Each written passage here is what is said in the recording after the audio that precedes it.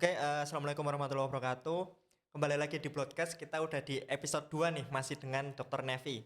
Nah, kali ini bersama Mario kita akan membahas mengenai donor aferesis. Kita mungkin ada yang belum tahu kan donor aferesis itu apa. Mungkin kebanyakan di sini lebih sering donor whole blood ya, donor keseluruhan. Untuk donor aferesis kita akan tanya-tanya lebih lanjut ke Dokter Nevi. Halo Dokter Nevi, apa kabar Dok? Halo. Nah, Dok, ngomong-ngomong nih Dok, mengenai aferesis nih. Sebenarnya itu donor aferesis itu kita itu ngambil darah kan sebagian ya Dok ya, sebagian yang setahu saya sih trombosit ya Dok, trombosit gitu. Apakah aferesis itu cuman berlaku buat trombosit aja atau bisa nggak sih Dok kita misalkan ngambil sel darah putihnya atau misalkan yang lain nih kayak kemarin apa pas COVID itu kan plasma ya Dok, gitu. Ya. Bisa nggak sih? eh Baik, untuk aferesis itu sebenarnya kan istilah untuk cara pengambilannya. Hmm. Karena kita menggunakan alat yang namanya aferesis. Kalau untuk aferesis yang diambil komponen darahnya ada bisa trombosit, bisa plasma, sel darah merah juga bisa seperti itu. Oke. Tapi kok lebih sering trombosit itu kenapa ya Dok yang diambil? Kok saya selama ini sih dapat requestnya kan trombosit kan, Iya, nggak pernah baik. kayak Mas Mario ini perlu nih darah putih gitu. Kayaknya jarang gitu. Kenapa sih kok umumnya trombosit yang dipakai? Iya, karena memang jadi kita memang sesuai dengan kebutuhan dari rumah sakit ya. Hmm. Dan memang saat ini itu untuk transfusi darah memang eh seringnya yang untuk aferesis adalah trombosit. Karena itu kebutuhannya nanti untuk bisa untuk pasien yang ada keganasan seperti itu atau mungkin ada juga yang sedang mengalami penyakit trombositopeni bisa karena mungkin demam berdarah atau sebagainya. Jadi kalau untuk yang lain seperti plasma itu kan memang eh, belum terlalu ngetren ya kalau untuk di kalangan dokter-dokter seperti itu. Ya, Jadi memang yang sering dibutuhkan adalah yang trombosit. trombosit. Nah, Untuk kita yang misalkan sekali donor itu kan itu berapa cc sih Dok kalau aferesis baik. trombositnya? Ya, baik untuk trombosit sekitar 400-an cc ya, seperti itu. 400. Iya, betul. Itu bisa buat berapa pasien Dok? Apakah cuma satu atau Ya, baik. Biasanya kalau yang memang membutuhkan donor trombosit secara AV atau darah trombosit secara AV itu hmm. memang yang dia membutuhkan trombosit dalam jumlah banyak. Jadi nggak cuma satu, dua, Oh, tapi oke. memang banyak, tiga, empat seperti itu. Biasanya mereka membutuhkan eh, darah dari proses aferesis karena dengan aferesis itu kan jumlah donornya kan cuma satu nih. Iya. Ya, jadi memang meminimalkan resiko terjadinya reaksi pasca transfusi seperti itu. Oh, gitu. Gitu ya. Seperti itu sih. Oke, waktu donor aferesis itu kan kita kayak di situ tuh saya lupa ya, Dok, kayak ada cairan apa gitu yang masuk juga ke tubuh kita, Dok. Itu cairan apa sih, Dok? Dan katanya kan biar nggak pembekuan Iya katanya. betul. Heeh. Namanya aku lupa. AC apa ya? ACDA ya, ACDA ya. ya? Heeh. ACDA. Ya, memang itu fungsinya untuk apa namanya menghindari pembekuan darah selama proses pengambilan darah seperti itu sih. Jadi kan memang darahnya darah yang pendonor itu kan pasti akan masuk setelah diambil kan prosesnya masuk ke dalam alat dulu. Hmm. Nah, di alat tersebut kan akan diproses tuh, dipilah-pilah mana yang dibutuhin, mana yang enggak. Yang dibutuhin akan masuk kantong, yang enggak dibutuhin akan kembali ke darah pendonor seperti itu. Nah, proses itu kan membutuhkan waktu. Nah, kan kita tahu sendiri kalau darah setelah keluar dari tubuh kan langsung beku. Nah, Iya. cairan tersebut fungsinya untuk mencegah terjadi pembekuan darah sehingga proses pengambilan darah itu akan langsung aman masuk kantong. Kalau di kantong kan sudah ada apa namanya zat anti pembekuan, jadinya sudah aman seperti itu. Oh, oke. Mm-mm. Soalnya tuh katanya sih bisa bikin apa? Efek sampingnya kayak kebas apa gitu, Dok, Iya, di heeh. iya memang. Ya, kebas juga bisa karena apa ya istilahnya? Karena memang kekurangan kalsium seperti itu. Kalsium juga bisa, kalium juga Hmm. bisa karena proses aferesis seperti itu. Oke. Mm. Eee, untuk donor aferesis itu siapa aja sih, Dok, yang boleh donor aferesis dan, yang direkomendasikan sih, yang direkomendasikan untuk donor aferesis itu siapa yang boleh, Dok? Baik, yang direkomendasikan untuk donor aferesis itu kita utamakan laki-laki. Ya, Mmm. laki-laki, eee, kemudian berat badannya minimal 55 kilogram, kemudian lolos pemeriksaan di awal, HB, kemudian tensi, kemudian screening oleh petugas medis atau dokter, kemudian nanti lolos juga pemeriksaan sampel darah seperti itu sih. Oke. Mm.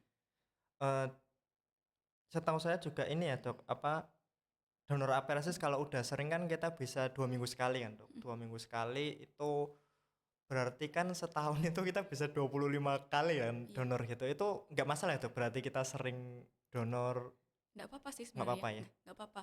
Karena memang kan kita sebenarnya kita menerapkan peraturan ini kan memang kita standarnya ada dari Permenkes 91 tahun 2015. Oke, Di situ memang disebutkan untuk aferesis paling cepat jaraknya 14 hari 14 seperti hari. itu. Dan memang Permenkes itu kan diambil dari penelitian yang sudah ada, jadi memang sudah dinyatakan aman untuk aferesis 2 minggu sekali seperti itu. Oke. Misalkan itu kita udah sering AP kan, Dok, udah sering AP terus tiba-tiba itu ada kebutuhan apa, whole blood kan, Dok, Mm-mm. keseluruhan. Nah, eee, mending itu kita ikut WB atau udahlah WB-nya yang lain aja, kita spesialis AP gitu. Misalkan kan kalau udah WB kan nanti nunggu sebulan lagi baru bisa AP gitu kan. Atau mending seperti apa, Dok? Apakah yang AP ya udah AP terus aja, yang WB silakan WB gitu? Kalau saya sih monggo aja sih Mhm. sesuai apa namanya kemauan dan kepuasan dari pendonor tersebut. Kita nggak memaksa sih. Jadi memang karena donor tersebut kan memang sifatnya sukarela ya. Iya, Jadi memang harus sesuai dengan kepuasan dan kemauan hati dari pendonor pendonor, tersebut. iya. Soalnya saya kan, eee, dulu itu awalnya WB kan, Dok, Ya. awalnya WB terus lama-lama itu udah nyoba AP akhirnya AP terus. Oh, Nah, baik. kan biasanya tuh ada event-event kalau kita pakai apa, yang mobil unit itu ya, Dok, itu kan biasanya adanya kan WB. Nah, Mm-mm. saya itu mau WB kayak, "Wah, eman nih nanti nggak Oh, bisa donor lagi, nunggunya lama," gitu kan. Karena kalau udah sering donor itu rasanya nggak tahu ada kayak kita tuh kalau lama nggak donor jadi nggak enak gitu badannya iya gitu iya kan. iya. Memang Mhm, sih. Ya ya, betul betul. Betul. heeh. Terus, ini sih, Dok, tadi kan apa, saya juga dapat pertanyaan nih dari temen kan, kalau misalkan perempuan itu udah pernah hamil nih, Dok, udah pernah hamil terus, punya anak, nah dia itu katanya nggak direkomendasikan untuk AP gitu kan, itu kenapa ya, Dok? Baik, kenapa tidak direkomendasikan untuk AFIS? Sebenarnya kita ada penelitian nih. Jadi memang ada yang mengatakan 6 tahun atau mungkin 7 tahun setelah melahirkan itu boleh donor aferesis, tapi kita tetap utamakan laki-laki karena Mhm. sebenarnya kenapa sih seorang wanita yang sudah pernah hamil itu tidak direkomendasikan untuk donor aferesis karena eh, jadi seorang yang sudah pernah hamil itu dia akan memiliki namanya antigen, namanya Mmm, antibody, namanya anti antibody, HLA ya. heeh, Nah, itu timbul karena eh, reaksi antibody karena dulu pernah ada bayi nih di tubuh mhm, ibu tersebut. Nah, kita nggak tahu nih anti HLA itu dia akan bertahan berapa lama. Ada yang bilang 6 tahun atau mungkin 7 tahun dia akan sudah sangat berkurang. Tapi kan kita nggak tahu nih. Karena kita juga tidak melakukan pemeriksaan anti HLA tersebut. oke, Jadi daripada eh, ada anti HLA tersebut dalam trombosit ataupun plasma si ibu tersebut dan ketika nanti ditransfusikan ke pasien terjadi reaksi pasca transfusi itu akan sangat berisiko. Jadi kita lebih baik laki-laki saja lebih seperti baik itu. laki-laki ya, Mm-mm. Dok? Oke. Ya, Tapi untuk perempuan yang belum melahirkan dan sehat, aman ya, Dok, ya? ya, insya Allah aman Insya seperti itu. Allah.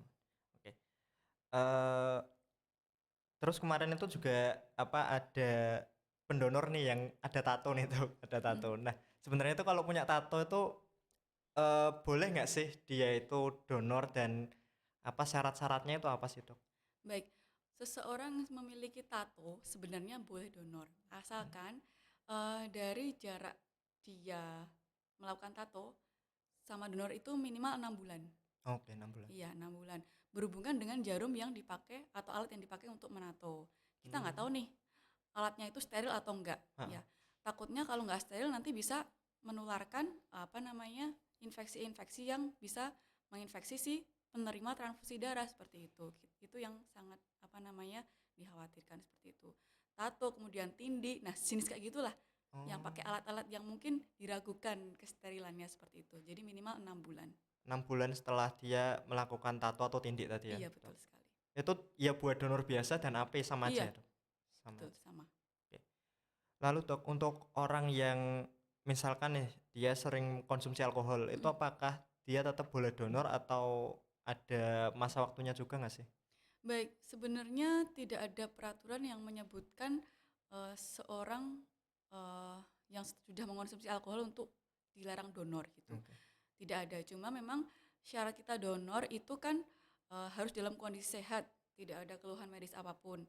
Tapi biasanya seseorang yang setelah meminum alkohol kan memang ada timbul kayak keluhan mungkin mual ataupun pusing ataupun ya kondisi-kondisi lain. Nah, itu yang perlu kita tekankan. Jadi memang seorang konsumsi alkohol boleh donor asalkan pada saat donor kondisinya fit, tidak ada keluhan apapun, seperti itu. Oke. Berarti tetap boleh ya, Dok, ya? Nggak Boleh, nggak ada apa, pantangannya lah ibaratnya tidak gitu. ada. Tapi kalau bisa jangan konsumsi ya. Iya betul, jangan Iya.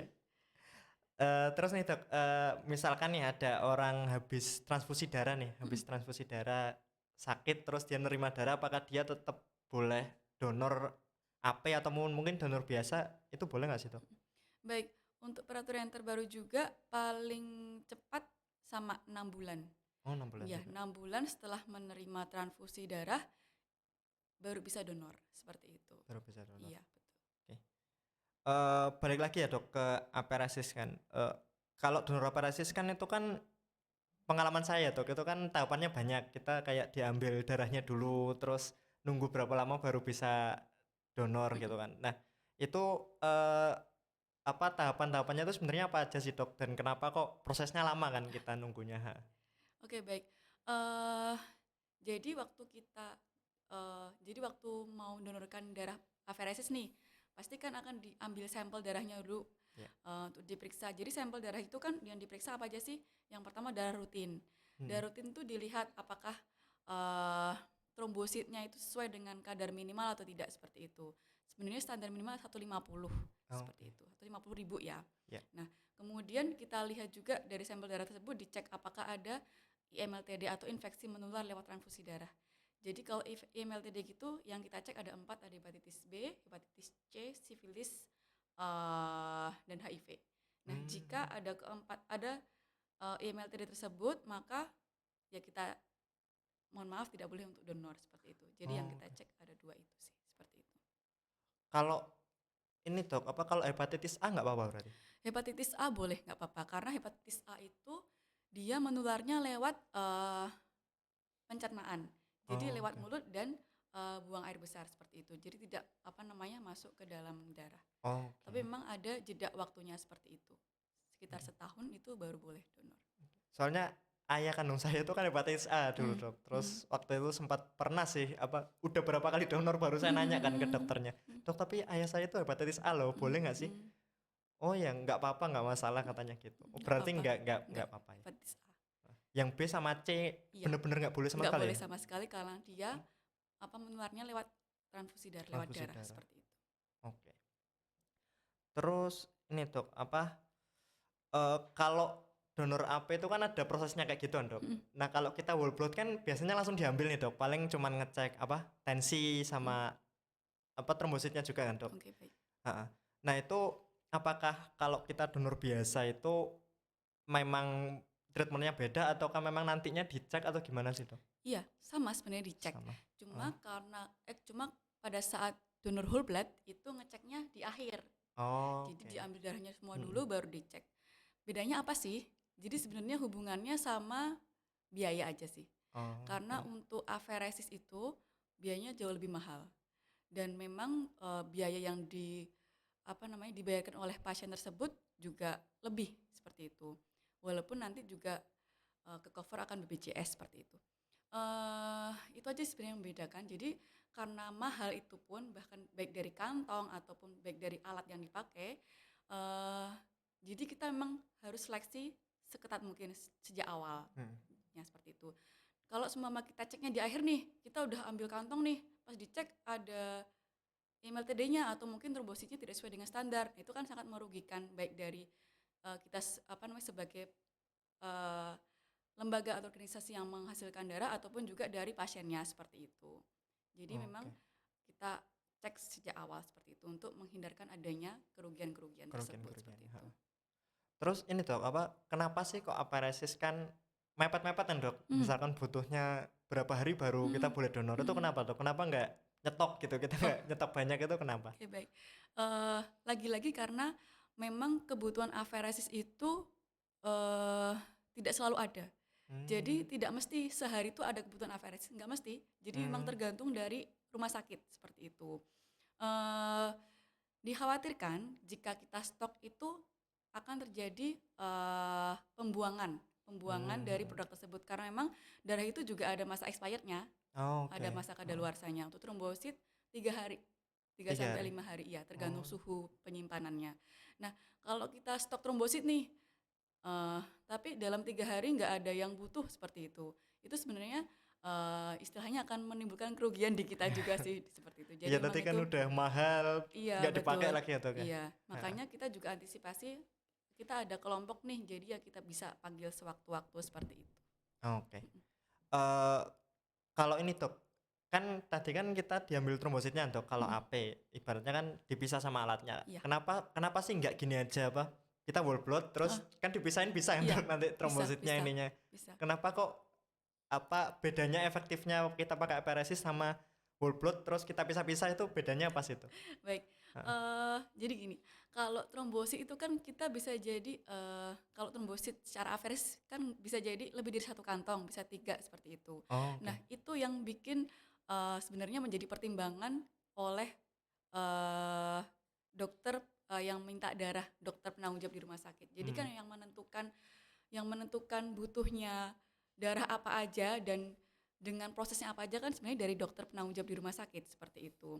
oke. Mungkin dokter tersebut, mempunyai pertimbangan untuk meminimalkan, resiko terjadinya reaksi pasca transfusi bisa juga, atau mungkin memang butuh, apa namanya, butuh, kantong trombosit dengan jumlah yang cepat seperti itu, jumlah yang lebih gitu, seperti Oke. itu juga bisa sih. Makanya Mhm. lebih baik ini ya Dok, aparesis langsung daripada misahin itu. Iya, Iya. yaitu karena pertimbangan dari dokter penanggung jawab rumah sakit aja sih, kita sebagai pelaksana aja Tetap sebenarnya. masalah. Mhm. Oke. Tapi memang kalau kita whole blood itu dikit Dok trombositnya? Apa Iya, memang oh nggak banyak? nggak banyak. Iya, Oke. mhm, Terus apa ya Dok, kalau misalkan kita pengen AP kan Dok, mhm, kita pengen AP gitu, terus, eee, yang dilakukan pendonor ya Dok, yang dilakukan pendonor berarti kan kita harus, komunikasi Dok sama apa, pihak PMI atau misalkan petugas ya Dok ya, mhm, kita komunikasi, nanti kalau ada kebutuhan itu alurnya itu seperti apa sih Dok? Misalkan apakah PMI langsung kontak ke pendonor ataukah nanti ada koordinator sendiri atau mhm. gimana Dok? Baik, kalau kita sih, karena kita sudah punya, eee, grup grup Grup? WA, Oke, kita sebutnya sih Kopas sih ya, komunitas oke, apa namanya, pendonor aferesi Semarang. mhm, Di situ kalau kita ada kebutuhan, kita langsung share aja nih ke apa, ke grup tersebut. Nanti siapa yang respon paling cepat, eee, biasanya akan langsung kita jadwalkan, seperti itu sih. oke. Mhm, mhm. Tapi, Jadi mhm, pernah nggak sih Dok, kan tadi kan kita udah bahas kalau apa, kita donor kan, eee, yang sering kan trombosit ya Dok ya, mhm. trombosit sama kemarin waktu Covid kan plasma ya Dok, kayak bagian-bagian lain itu ada nggak sih Dok, selain plasma sama trombosit, pernah nggak sih dibutuhkan gitu? Sebenarnya ada PRC, cuma belum pernah Belum pernah ya belum ya? pernah. Di Semarang belum pernah ada yang meminta seperti itu. Oke. Kalau kayak gitu tuh biasanya kasus apa Dok, kalau PRC itu Iya, keperluan mungkin bisa jadi karena, apa namanya, mungkin ada kasus perdarahan hebat juga bisa, seperti itu. oke, Jadi membutuhkan sel darah merah dalam jumlah banyak itu juga bisa. Cuma memang, eee, jarang bahkan nggak pernah dokter penanggung jawab rumah sakit yang minta PRC secara aferis. Biasanya PRC secara apa namanya, secara, biasa aja. biasa Mhm, mhm. ngambil dari whole blood-nya tuh ya Dok? Iya betul. Oke. Kalau di Semarang ini yang nerima donor AP itu tempatnya mana aja sih Dok? Yang menerima donor aferesis, Iya, tempat donor. iya tempat donor. Baik, untuk saat ini kita sebenarnya ada bisa di PM Kota Semarang, bisa juga di Rumah Sakit Karyadi 2 itu aja sih sebenarnya. Oh cuman 2 itu ya Dok? Iya, 2 itu saja Oke. sekarang. Nah terus kalau ada rumah sakit nih yang nggak punya Mhm, alatnya tuh mhm. dia gimana tuh kalau perlu apa? perlu darah. Trombosit ya dalam jumlah banyak Iya, misalnya. nggak apa-apa. Kan kita juga PMI Kota Semarang kan melayani permintaan darah dari semua rumah sakit. Oh gitu. Iya, baik. Jika memang ada seseorang yang membutuhkan transfusi darah, nah itu bisa langsung memasukkan surat permintaan darah dari rumah sakit. Jadi ada formnya tersendiri, nanti disertai sampel darah pasien yang membutuhkan, nanti bisa langsung dimasukkan aja ke loket permintaan di lantai 2 di gedung UDD. Nah, nanti Oke. bisa kita langsung penuhi permintaan darahnya seperti itu sih. Oke, mungkin itu aja ya Dok ya yang bisa kita obrolkan tentang donor aparesis. Ya semoga informasi yang kita bagikan bermanfaat dan yang udah donor AP bisa dilanjutin ya, bisa dilanjutin donor AP terus atau kalau ada kebutuhan whole blood juga nggak usah ragu ya Dok ya Betul buat sekali. donor whole blood karena kan ya kita kan donor kan sesuai yang dibutuhkan ya Dok ya. Betul. Jangan pilih-pilih lah, jangan Betul. pilih-pilih maunya AP terus, maunya whole blood terus.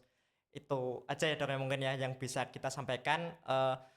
Sekian dari saya Mario Teguh Satria. Semoga broadcast episode 2 ini dapat bermanfaat dan sampai ketemu lagi di broadcast episode 3. Wassalamualaikum warahmatullahi wabarakatuh.